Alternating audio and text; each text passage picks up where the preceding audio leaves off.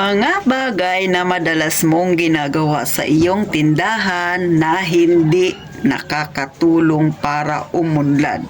Bagkus, nagbibigay ito sa iyo ng konsumisyon at alalahanin. Isang magandang hapon, mga kasari-sarites. Ito na naman ang atitintin ninyo. Siyempre, meron na naman tayong tips na ibibigay. May share na naman tayo na personally nag-experience ko to. Kaya nga, i-share ko to sa inyo para hindi nyo ito ma-experience. At kung ito naman ay inyong ginagawa, iwasan ito sisi kasi hindi ito nakakatulong sa iyong munting negosyo. So ano ba yung tinutukoy na titintin na madalas mong ginagawa sa iyong tindahan? Pero bago ko simulan yan, pindutin mo na ang subscribe button na yan at tayo nang magchismisan. So magandang hapon ulit mga kasari-sari. So ano ba yung madalas na ginagawa natin sa ating tindahan na hindi natin namamalayan na ito ay nakakasama sa ating munting negosyo? Number 1, ito yung madalas kang nakatambay sa tindahan mo. Siyempre naman nakatambay ka kasi nagbabantay ka.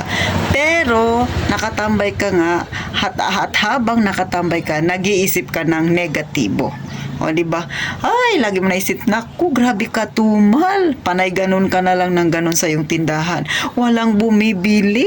Stress na stress ka kasi nga, pag titingnan mo yung lagayan mo ng pera, wala ka pang benta. Pero sisi, hindi nakakatulong yan. Oo, aminin na natin, totoo talaga na nakakakonsumi pagka wala kang benta.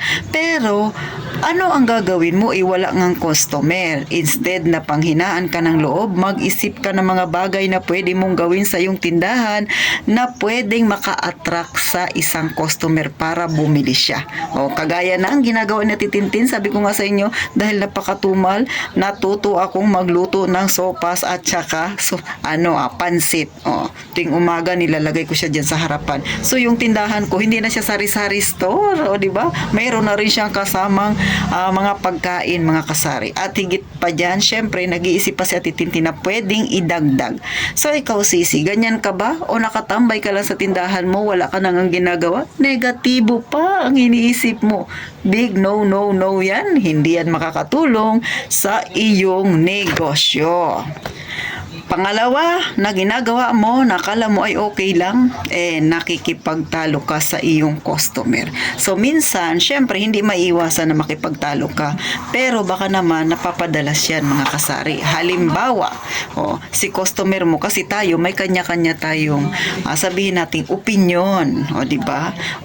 Baka may napag-usapan kayo na isang bagay, tapos nag-share yung iyong customer na ito yung opinion niya, tapos ikaw naman ay hindi mo gusto yung opinion niya. Ngayon, sabi mo, ito ang mas maganda. So, nakikipagtalo ka. Iwasan mo yan, sisi.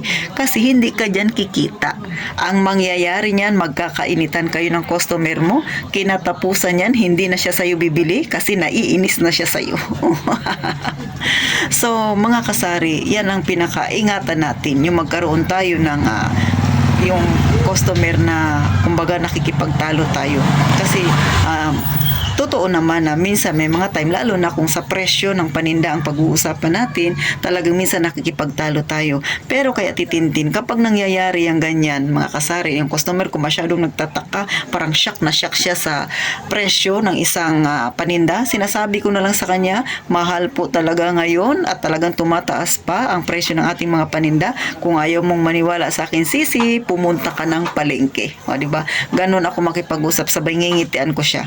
Kasi nga, hindi makukuha yan sa medyo pasigaw para lang idiin mo na talagang mahal minsan ang mga produktong nabibili mo, kaya ganyan din kamahal ang pagpipresyo mo. So wala tayong magagawa doon kasi kapag si customer ay umayaw na sa'yo na, o kaya hindi na siya bibili sa'yo, so kabawasan din yan. So para hindi mangyari yan, iwasan na makipagtalo kahit anong bagay ang kanyang itapik.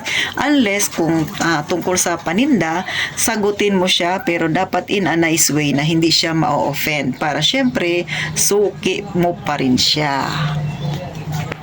At syempre, pangatlong bagay na ginagawa mo kapag nakatambay ka dyan sa tindahan mo na nakakasama sa'yo at syempre sa iyong negosyo, panay ka plano. Plano ng plano. Plano na lang ang naipon mo pero wala ka pang ginagawa, wala pang gawa, wala pang nakikita sa iyong mga plano. Kasi naman, nagpaplano ka, maganda na nga yung plano mo, ikaw rin mismo ang nagsasabing, ay, hindi ko na lang pala ituloy ito kasi parang pangit naman siya. Hindi mo pa nasisimulan, negatibo na kaagad ang iniisip mo sa plano mo na naiisip para sa iyong negosyo. So, kung may mga plano ka na sa tingin mo ikagaganda ng iyong negosyo, ikagaganda ng iyong tindahan, go ka na sisi. At sa tingin mo naman, medyo mahaba-habang panahon na napag-isipan mo na yan, at sa tingin mo naman, okay na okay yan, i-apply sa iyong tindahan, huwag ka nang magdalawang isip, gawin mo na yan, ha, mga kasari. Kasi, the more na pinatatagal mo yan, the more na pinapasokan ka ng negatibong isipin. Kaya, pag may plano, sikaping matupad ito, sikaping gawin na yun. Huwag kang mag-ipon ng plano lang. Mag-ipon ka ng aksyon na gagawin mo. So, yan, tatlo na yan, sisi, ang ginagawa mo kapag ikaw ay nakatambay sa tindahan mo na pwedeng makaapekto sa iyong negosyo. So, hanggang dyan na lang ang tips ni Ate Tintin. Sana naman kahit papano, nakakuha ka ng idea. Inuulit ko lang, walang masama na tumambay ka, minsan nakakapag-isip ka ng negatibo sa iyong tindahan, pero isipin mo, mas marami pa ring mga bagay ang pwede mong gawin para mas kumita ka pa at hindi ang mga negatibong bagay na hindi makakatulong sa iyong tindahan.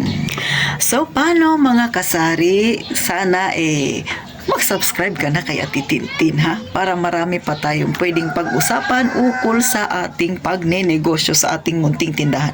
At syempre pa, pindutin mo na ang subscribe button na yan. At kung may natutunan ka kay Ate Tintin, syempre, i-share mo na ito at i-like na rin ang video na ito. At gaya nga ng palagi kong sinasabi, mag-iingat tayong palagi, mga kasari.